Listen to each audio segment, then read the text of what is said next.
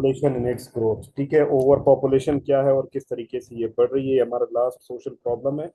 Today we shall have single session, और आज के सेशन में हम इसको कंप्लीट करने की कोशिश करेंगे, और इंशाल्लाह कल से फिर हम नया चैप्टर स्टार्ट करेंगे। ठीक है, तो सबसे पहले हम समझते हैं कि पॉपुलेशन है क्या चीज।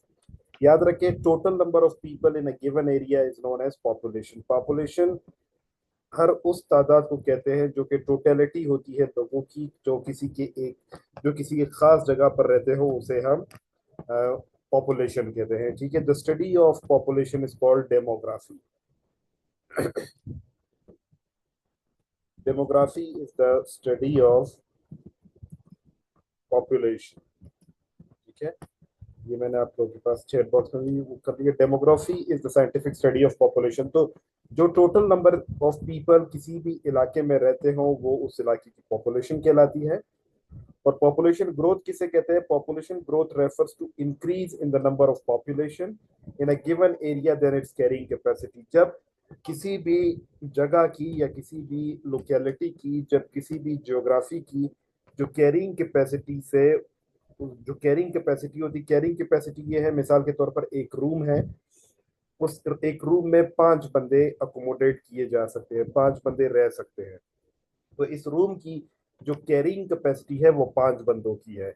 इसी तरह ये जो दुनिया है, ये दुनिया की एक कैरिंग कैपेसिटी है, हर कंट्री की एक कैरिंग कैपेसिटी है, हर घर की एक कैरिंग कैपेसिटी होती है।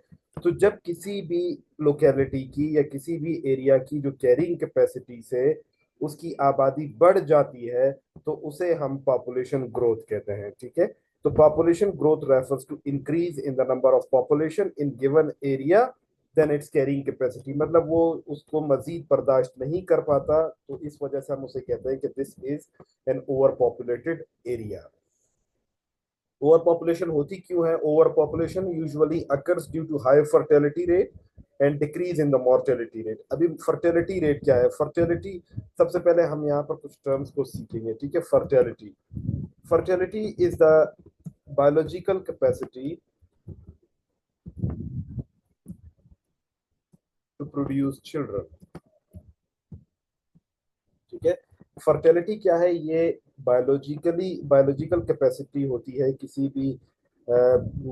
भी ह्यूमन बीइंग की, जो कि बच्चे पैदा कर सकते हो, तो उसे हम कहते हैं फर्टाइल। ठीक है, या फर्टिलिटी।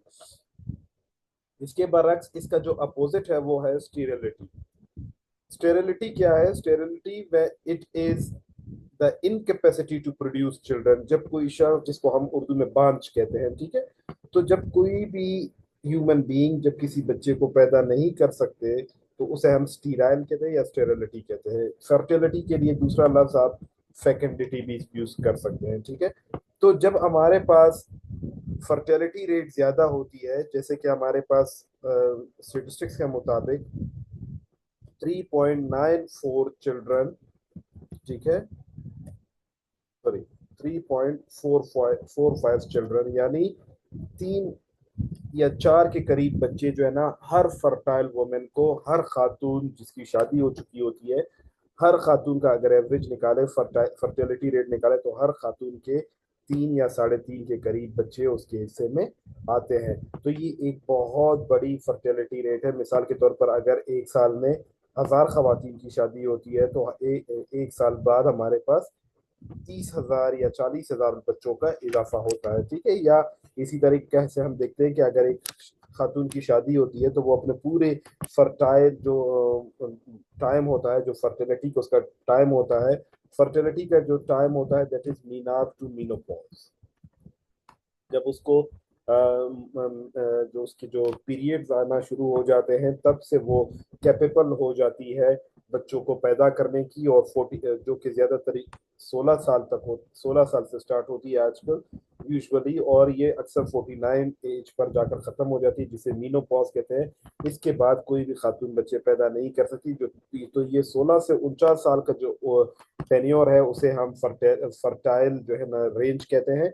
तो जब हमारे पास फर्टिलिटी रेट बहुत ज्यादा होती है, तो हमारे पास पॉपुलेशन बहुत ज्यादा देखने को मिलती है। Then the mortality rate. अभी मोर्टेलिटी रेट क्या है? मोर्टेलिटी का मतलब होता है फौत होना। ठीक है, मतलब यूजुअली क्या होता है, जब कोई वुमेन प्रेग्नेंट होती है तो प्रेगनेंसी के दौरान कॉम्प्लिकेशंस आते हैं, अक्सर वुमेन फौत हो जाते हैं।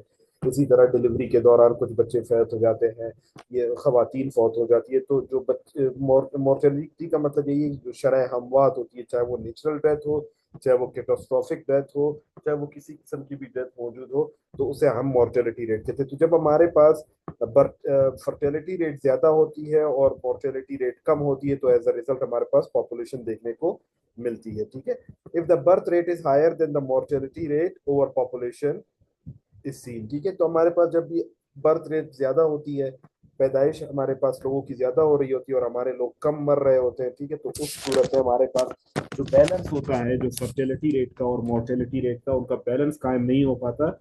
एज अ रिजल्ट हमारे पास पॉपुलेशन एक्सटेंसिवली बढ़ जाती है और उसे उसे हम पॉपुलेशन ग्रोथ या ओवर पॉपुलेशन कहते हैं। ठीक है, इसमें एक और टर्म है, that is if immigration is higher than immigration is low, it also causes population growth. अभी यहाँ पर दो किस्म के इमिग्रेशन है। जो आई से इमिग्रेशन स्टार्ट हो रहा है, ठीक है, इसको ये समझे कि आपके मुल्क में जब लोग इनसाइड आते हैं, यानी मिसाल के तौर पे अगर कोई बाहर मुल्क से कोई शख्स आपके पास आपके मुल्क आता है, और दूसरी तरफ से इमिग्रेशन जो दूसरा है ये ई से स्टार्ट हो रहा है, यानी एग्जिट। तो जब आपके मुल्क में आने वाले लोग और आपके मुल्क से जाने वाले लोग, अगर उनकी तादाद आपस में बराबर होती है तो आपकी पॉपुलेशन मेंटेन रहती है।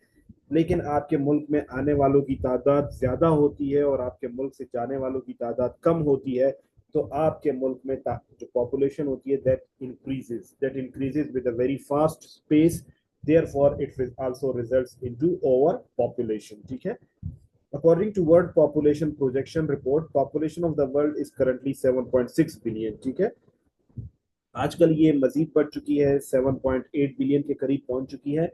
whereas it is estimated to reach 9.8 billion till 2050 and 11.2 billion till 2100। ठीक है, वो ये कह रहे हैं कि वर्ल्ड पॉपुलेशन प्रोजेक्शन के मुताबिक हमारी जो पॉपुलेशन है वो आजकल 7.6 बिलियन के करीब मौजूद है, या इवन 7.8 बिलियन के करीब, 7 अरब 80 करोड़ के करीब आबादी हमारे मुल्क की मौजूद है। और अगर 2050 तक इसको कंट्रोल नहीं किया गया तो तकरीबन ये 10 अरब तक पहुंच जाएगी और 11.2 बिलियन 21वीं सदी के आखिर तक पहुंच जाएगी। तो ऐसा रिजल्ट हम क्या देखते हैं, जिस तरह आज हम देखते हैं हमारे पास न्यूट्रिशन की कमी है, वाटर स्कार्सिटी है, फेमाइन है, स्टारवेशन है, हंगर है, माल न्यूट्रिशन है। तो जब हम देखते हैं कि ये आबादी बिल्कुल डबल हो जाएगी, तो हमारे पास क्या हमारी वो कैपेसिटी है कि हम इतने खुराक जनरेट कर सके, क्या हम इतना अंडरग्राउंड वाटर को अपलिफ्ट कर सकते हैं, क्या इतने हमारे पास नेचुरल जो है ना रिसोर्सेज मौजूद है कि हम अपनी जरूरत को पूरा कर सके। तो आंसर होगा ऑब्वियसली नो। तो एज अ रिजल्ट इंसान का जो सर्वाइवल होगा वो डेंजर में पड़ जाएगा। ठीक है, जो फर्टिलिटी रेट है वो राइट नाउ 3.45% है पर वुमेन का, मतलब कोई भी खातून जिसकी शादी होती है तो वो अपनी शादी से लेकर अपने मीनोपॉज के एज तक, 49 ईयर्स ऑफ एज तक, वो तकरीबन 3.45 बच्चे पैदा करती है। ठीक है, इसी तरह हम देखें तो ये हमारे पास क्या है कि 18,593 लाइव बर्थ पर डे, मतलब हमारे पास हर दिन तकरीबन जो है ना 18,500 जो बच्चे पैदा होते हैं जो कि जिंदा होते हैं। और अगर उसको हम घंटों पे डिवाइड करें तो हर घंटे तकरीबन 780 के करीब हमारे पास बच्चे पैदा हो रहे होते हैं। Excuse me. On the other hand, अगर हम अपना डेथ रेट देखें तो हमारे पास तकरीबन 4,700 के करीब बच्चे हर दिन फौत होते हैं। वो डिफरेंट नेचुरल डेथ भी हो सकती है, वो कैटास्ट्रोफिक डेथ भी हो सकती है, वो पोस्ट नेटल डेथ भी हो सकती है, वो एंटी नेटल डेथ भी हो सकती है। ठीक है, तो अगर हम हर घंटे देखें तो तकरीबन 200 के करीब बच्चे फौत हो रहे होते हैं। तो इसका मतलब है कि हमारे पास हर घंटे 500 के करीब बच्चों का बैलेंस में इजाफा होता है। तो जिसकी वजह से हमारे पास क्या हो रहा है, पॉपुलेशन बहुत ज्यादा तेजी से बढ़ रही है। पाकिस्तान में एक वर्ल्ड पॉपुलेशन 2.83%, टोटल 7 अरब 60 करोड़ या 70 करोड़ या 80 करोड़ की जो आबादी है उसमें पाकिस्तान का हिस्सा 2.8% है। और 5th मोस्ट पॉपुलस कंट्री है, और आजकल इसको 6th मोस्ट पॉपुलस कंट्री कहा जा रहा है. So I hope the introduction to population growth is clear to everybody. If you have any question, you may please drop your question into the chat box. Quickly, please.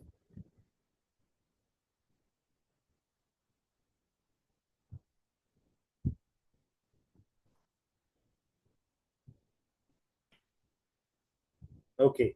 So we shall be going ahead. Definitions को देखें तो definition में वही बातें दोहराई जा रही है. ठीक है, ओवर पॉपुलेशन क्या होता है? Over population refers to exceed the threshold of a particular density of the area. Density क्या है? डेंसिटी ये है कि आपके इलाके में कितने लोग या आपके पर किलोमीटर कितने लोग अकोमोडेट हो सकते हैं. ये आपके पास्ट पेपर्स में कई दफा आ चुका है. ठीक है, तो पॉपुलेशन पर जो डेंसिटी होती है, पॉपुलेशन डेंसिटी, पॉपुलेशन डेंसिटी याद रखें कि ये पॉपुलेशन पर स्क्वायर किलोमीटर भी काउंट किया जा सकता है, इसको पॉपुलेशन पर स्क्वायर मीटर भी काउंट किया जा सकता है. तो ये दोनों इसकी जो है ना मतलब आप उसको गैज करने के, उसको मेजर करने के इसके मैकेनिज्म है. ठीक है, तो जब किसी भी इलाके में उसकी जो पॉपुलेशन डेंसिटी होती है या उसकी जो कैरिंग कैपेसिटी होती है, उससे आपकी तादाद, पॉपुलेशन की तादाद बढ़ जाती है. As a result which causes the failure of provision of basic necessities and daily subsistence. और एज अ रिजल्ट क्या होता है? जो रोजमर्रा की जरूरियात होती है, जो चीजें होती है, वो इंसान को प्रोवाइड नहीं की जा सकती. एज अ रिजल्ट वो माशरा हमारे पास ओवर पॉपुलेटेड माशरा कहलाता है.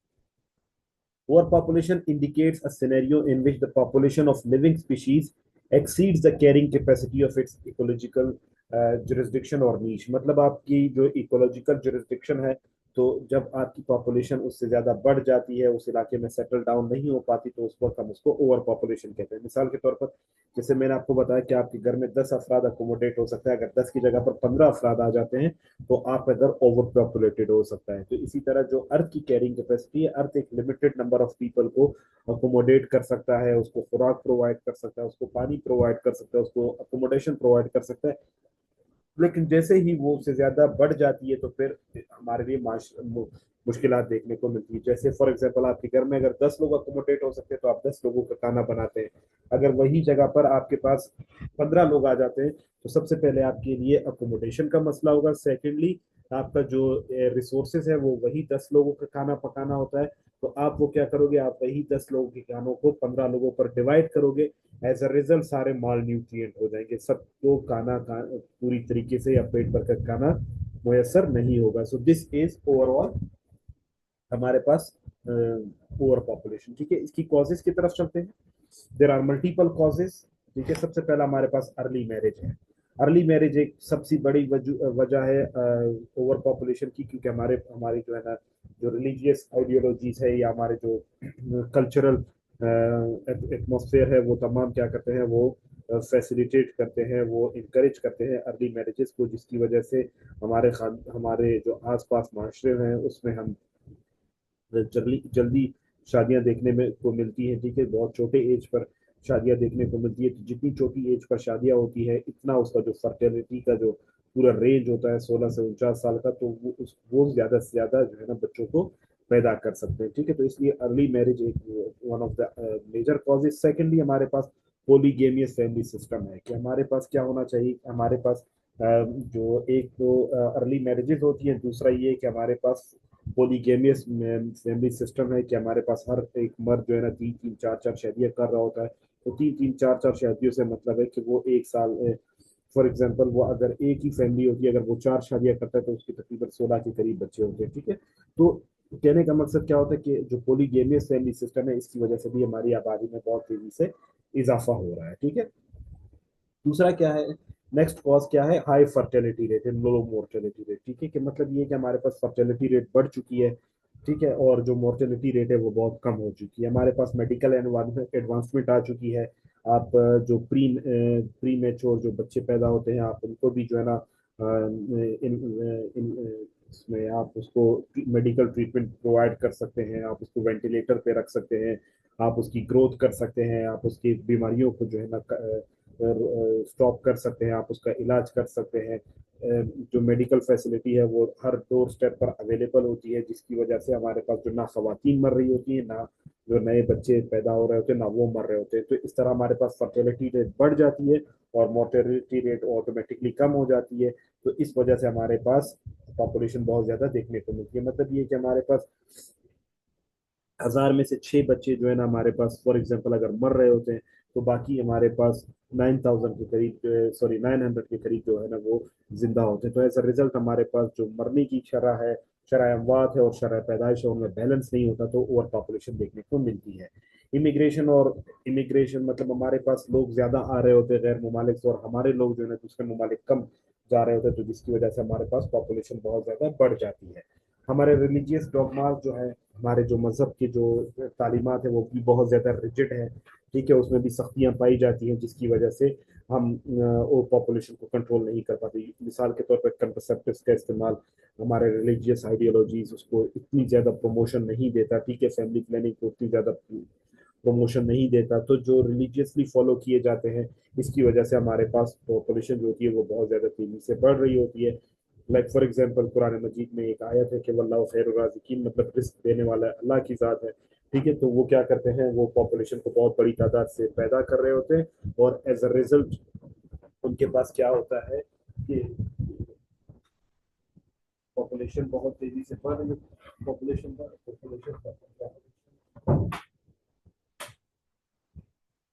बढ़ रही होती है, और एज अ रिजल्ट जो है हमारे पास बहुत ज्यादा ओवर पॉपुलेशन देखने को मिलती है। ठीक है, unemployment and low per capita income. ठीक है, हमारे पास क्या है कि हमारे पास अनएम्प्लॉयमेंट है, अनएम्प्लॉयमेंट की वजह से भी पॉपुलेशन बहुत ज्यादा बढ़ती है।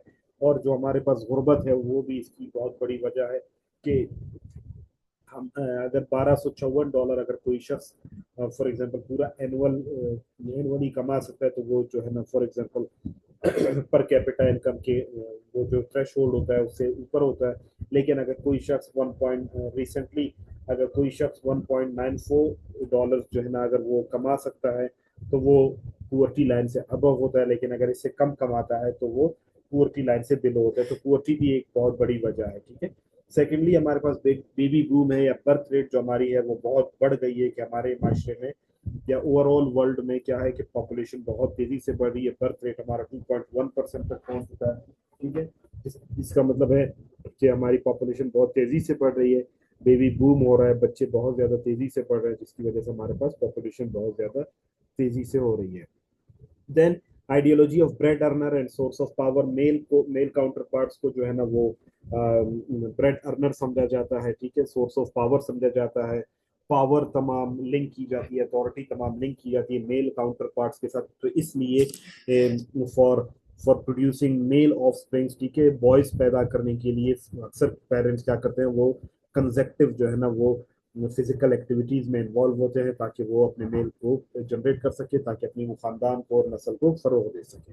इन the same way low standard of living and no family planning, no contraception, contraception का जब इस्तेमाल नहीं होता। ठीक है, this is one of the biological needs के ह्यूमन बींग्स फिजिकल इंटरकोर्स में रहते हैं। लेकिन जब कंट्रासेप्टिव्स का इस्तेमाल किया जाता है, तो एज अ रिजल्ट वहाँ पर हमारे पास जो है ना वो बच्चों की पैदाइश नहीं होती, फैमिली प्लानिंग होती है, सेल्फ रिस्ट्रेंट होता है, लिविंग स्टैंडर्ड हमारा इंप्रूव होता है। लेकिन जब हमारे पास कंट्रासेप्टिव्स इस्तेमाल ही नहीं होते हैं, फैमिली प्लानिंग का हमारे पास कोई कंसेप्ट ही मौजूद नहीं होता, हमारा लिविंग स्टैंडर्ड बहुत लो होता है, तो एज अ रिजल्ट हमारे पास ओवर पॉपुलेशन देखने को मिलती है। इलिटरेसी भी एक बड़ी वजह है, अनअवेयरनेस भी बड़ी वजह है हमारे पास। ठीक है, कि हमारे मुल्क में तकरीबन 57.7% जो है लिटरेसी देखने को मिलती है, उनके पास अवेयरनेस नहीं है, फैमिली प्लानिंग नहीं जानते, रिप्रोडक्टिव हेल्थ के बारे में नहीं जानते। ठीक है, अच्छा प्री प्री मेरे प्री प्री मैरिज उनकी काउंसलिंग नहीं होती।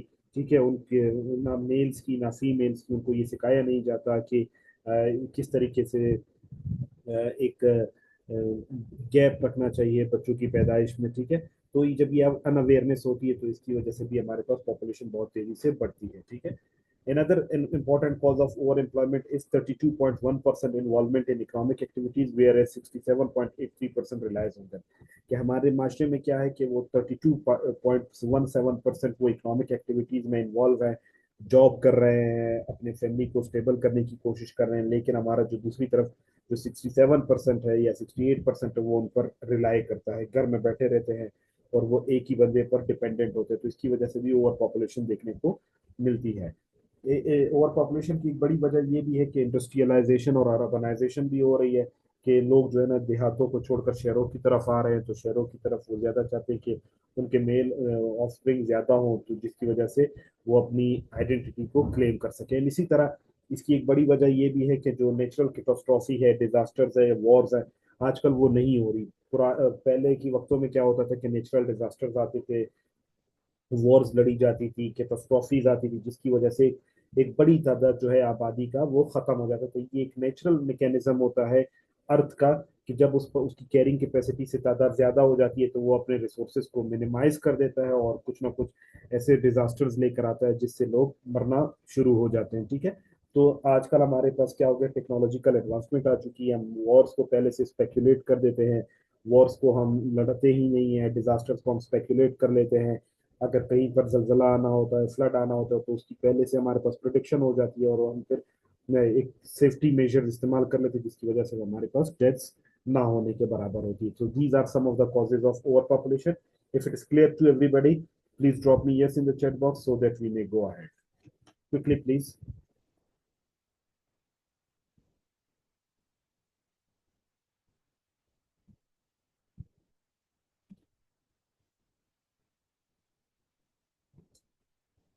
Okay, then we have got effects of overpopulation। ठीक है, क्या क्या इफेक्ट्स है हमारे पास।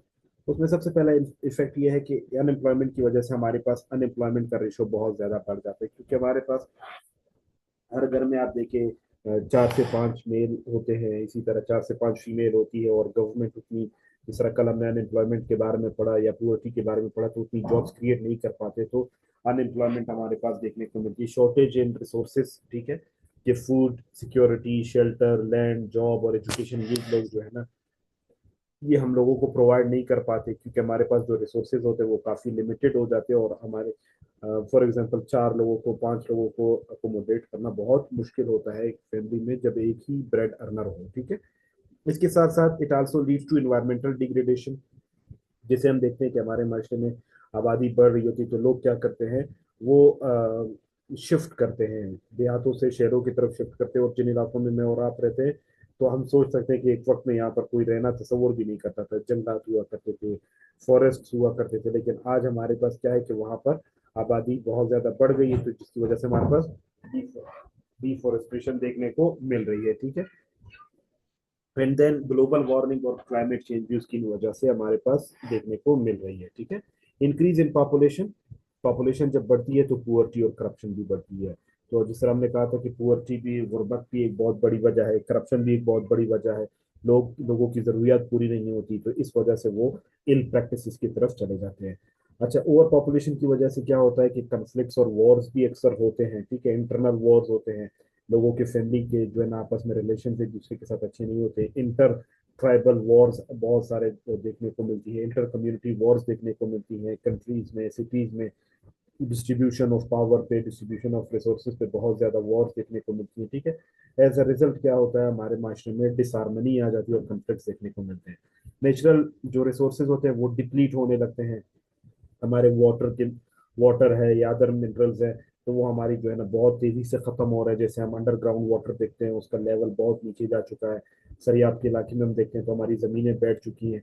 इसी तरह हम देखते हैं कि हमारे इलाकों में जो खाने पीने की जरूरियात थी वो पूरी नहीं हो पाती, क्योंकि घर में राशन पूरा नहीं हो पाता, इन्फ्लेशन की वजह से, महंगाई की वजह से पानी पूरा नहीं हो पाता। इसी तरह मॉल न्यूट्रिएंट सोसाइटी में कोई शख्स पेट भर के खाना नहीं खा सकता, तो ये तमाम असरात हैं ओवर पॉपुलेशन की। ठीक है, फिर माल न्यूट्रिशन, स्टारवेशन, ड्राउट और फेमान, पानी की सतह कम होने की वजह से आप देखते हैं कि भाई हमारी फूड प्रोडक्शन भी बहुत कम हो चुकी है, लोगों में हंगर आ चुका है, ठीक है, कहत आ चुका है, हमारी ज़मीनें इनफर्टाइल हो गई हैं।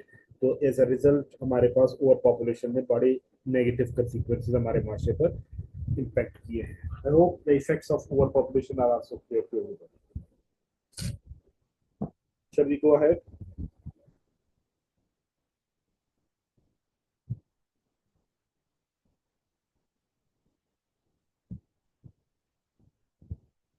Okay, the last फिर हम सॉल्यूशंस की तरफ जाएंगे, ठीक है। कुछ सॉल्यूशंस हम मैंने सजेस्ट किए हैं, आप इसमें मजीद भी एडिशन कर सकते हैं। आप कंट्रासेप्शन का इस्तेमाल करके, आप फैमिली प्लानिंग का इस्तेमाल करके, या आप अपने आप को अपने पार्टनर से मतलब फैमिली प्लानिंग के जरिए से सेल्फ रिस्ट्रेंट रखिए कि आप जो है ना मतलब बच्चे पैदा ना करें। मतलब जिस तरह चाइना में वन चाइल्ड पॉलिसी या टू चाइल्ड पॉलिसी है, तो आप वो इम्प्लीमेंट कर सकते हैं। कंट्रासेप्टिव पिल्स का इस्तेमाल करके, आप कॉन्डम्स का इस्तेमाल करके आप फैमिली प्लानिंग कर सकते हैं। आप बच्चों के दरमियान, बच्चों की पैदाइश के दरमियान आप गैप दे सकते हैं, जिसकी वजह से हम क्या कर सकते हैं, पॉपुलेशन को कंट्रोल कर सकते हैं, ठीक है। इसी तरह मोनोगेमी हम को प्रमोट कर सकते हैं। पॉलीगेमियस सोसाइटी से हम बाहर निकल आए, क्योंकि हमारे पास हमारे जो रिसोर्सेज है वो बहुत तेजी से डिप्लीट हो रहे हैं। हम अपने बच्चों को क्वालिटी एजुकेशन प्रोवाइड नहीं कर पाते, हम उनको अच्छा लिविंग स्टैंडर्ड प्रोवाइड नहीं कर पाते, जिसकी वजह से हमारे पास बहुत ज्यादा प्रॉब्लम्स देखने को मिलती है, ठीक है। अर्ली मैरिजेस को रिस्ट्रिक्ट करना चाहिए, ठीक है, कि हमारे पास हमारे माशरे में अर्ली मैरिजेस ना हो, ठीक है। और अर्ली मैरिजेस जब नहीं होगी तो हमारे पास जो फर्टिलिटी रेट है वो ऑटोमेटिकली हमारे पास कम हो जाएगा, ठीक है। और promote education and unemployment employment opportunities, लोगों में अवेयरनेस देनी चाहिए, लोगों को एजुकेट करना चाहिए, लोगों को इसके बारे में अवेयरनेस देनी चाहिए, और एम्प्लॉयमेंट अपॉर्चुनिटीज भी जनरेट करनी चाहिए, ताकि लोगों के पास जो है ना जो अर्निंग के रिसोर्सेज है वो अवेलेबल हो, और उससे वो अपनी जरूरियात को पूरा कर सके। Maintain the balance between demographic factors, मतलब फर्टिलिटी, मोर्टिलिटी, माइग्रेशन, इन सब के दरमियान हमें क्या करना चाहिए, एक बैलेंस अप्रोच डेवलप करना चाहिए, ताकि तमाम को हम बैलेंस तरीके से ले चल सके, तो हमारा माशरा अच्छी तरीके से डेवलप हो सकता है। और इसके साथ साथ हमारे जो एनजीओज और आई एनजीओज हैं उनको एक्टिवली इन्वॉल्व करना चाहिए, ताकि वो लोगों में अवेयरनेस दे सकें, वो लोगों को फैसिलिटेट कर सके, वो लोगों को इस चीज़ के बारे में अवेयरनेस दे सके। और इसके साथ साथ सस्टेनेबल डेवलपमेंट गोल्स, उसमें भी हम इन तमाम चीज़ों को इंक्लूड करें, ताकि या उसको हम अच्छी तरीके से हासिल करें, ताकि हम अपनी ज़रूरियात को पूरा कर सकें। तो I hope this over population is clear to everybody. इसमें एक थ्योरी है रॉबर्ट थॉमस माल्थस की, पॉपुलेशन एक्सप्लोजन की एक थ्योरी है। उसमें वो ये कहता है कि हमारी जो पॉपुलेशन है वो दो चीज़ों को एनालाइज करता है, और उसके बारे में वो डिस्कस करता है। द वेरी फर्स्ट थिंग वो कहता है कि हमारी जो पॉपुलेशन है, वो पॉपुलेशन हमारी जियोग्राफिक रेशो से बढ़ रही है, ठीक है। उसमें सबसे पहला हमारे पास वो ये कहता है कि जियोमेट्रिक रेशो से या जियोग्राफिक रेशो से, कि फॉर एग्जांपल हमारी पॉपुलेशन 2, देन 4, ठीक है, फिर उसके बाद 8, देन 16, फिर 32, फिर 64, इस तरीके से हमारी जो पॉपुलेशन है वो इस तरीके से बढ़ रही है, और हमारी जो खुराक है वो अरिथमेटिक रेशो से बढ़ रही है, ठीक है। This is Robert Thomas Malthus, ठीक है। The name of the demographer is Robert Thomas Malthus. वो कह रहा है कि हमारी आबादी जो है वो 1 2 3 4 5, सॉरी, हमारी आबादी 2 4 8 16 32 64 के हिसाब से बढ़ रही है, और हमारी जो खुराक है वो 1 2 3 4 के मुताबिक चल रही है। तो ऐसा रिजल्ट एक वक्त इस तरह आएगा कि हमारी आबादी इतनी ज्यादा हो जाएगी कि हमारी जो खुराक है वो इतने, रॉबर्ट थॉमस माल्थस, यस, तो हमारी खुराक जो होगी वो कम हो जाएगी, और मॉल न्यूट्रिशन की वजह से हमारा माशरा बहुत ज्यादा नुकसान होगा। तो इसको फिर सॉल्व करने के लिए वो दो सजेशन देता है। उसमें एक आता है प्रिवेंटिव चेक्स, और दूसरा वो सजेस्ट करता है पॉजिटिव चेक्स, ठीक है। प्रिवेंटिव चेक्स में वो ये कहता है कि हमारे माशरे में ये होना चाहिए कि सबसे पहले लेट मैरिजेस होनी चाहिए। हमारे लेट मैरिजेस के साथ साथ सेल्फ रिस्ट्रेंट होना चाहिए, कि फैमिली प्लानिंग मौजूद हो। मेल्स और फीमेल्स वो दोनों प्लानिंग के जरिए से एक प्लान तरीके से अपने बच्चों को पैदा करें। ये ना हो कि धड़ाधड़ बेबी बूम हो, हर साल बच्चे पैदा हो रहे हो, और रिसोर्सेज उनकी नॉन अवेलेबल हो, ठीक है। तो इस वजह से प्रिवेंटिव चेक्स होना चाहिए, मतलब लेट मैरिजेस होनी चाहिए, सेल्फ रिस्ट्रेंट होना चाहिए। यहाँ पर वो एक सेलिब्रेसी का कंसेप्ट भी देता है कि लोगों को चाहिए कि वो शादियां करें ही ना, ठीक है। शादियां जब ना करेंगे तो बच्चे पैदा नहीं होंगे, तो एज अ रिजल्ट वो अच्छी जिंदगी गुजार सकेंगे। इसके साथ साथ वो एक और कंसेप्ट भी देता है, वो ये कहता है कि जो पॉलीगेमी का जो कंसेप्ट है उसको भी खत्म होना चाहिए, मोनोगेमी की तरफ लोगों को जाना चाहिए। तो ये कुछ प्रिवेंटिव चेक्स है उसकी तरफ से। फिर पॉजिटिव चेक्स में वो ये कहता है कि जो हमारे हमारे जो माशरे में जो ये जंगें होती हैं, या जो हमारे पास ये जो नेचुरल क्लेमिटीज आते हैं, या जो डिजास्टर्स आते हैं, ये हमारे माशरे के लिए काफी फायदेमंद होते हैं, क्योंकि जब हमारी ज़मीन या हमारा जो इन्वायरमेंट होता है वो कैरिंग कैपेसिटी से एक्सीड कर जाता है, जब हमारी पॉपुलेशन एक्सीड कर जाती है, तो हम उनको फैसिलिटेट नहीं कर पाते। एज अ रिजल्ट जो भी हमारे पास जो एक्स्ट्रा पॉपुलेशन होती है वो इस डिजास्टर्स में आकर खत्म हो जाती है, और फिर अर्थ अपने नए तरीके से अपने रोटेशन को स्टार्ट करता है। तो ये रॉबर्ट थॉमस की जो डेमोग्राफिक ट्रांजिशन की जो थ्योरी है ये इंपॉर्टेंट है, और आप इसको पुटअप कर सकते हैं। So I hope it's clear to everybody. If you have any question, you may please ask me your question in the chat box. If not, we shall end this chapter here. Inshallah, कल हम अपना next chapter start करेंगे. If you have any question, you may please ask me right now.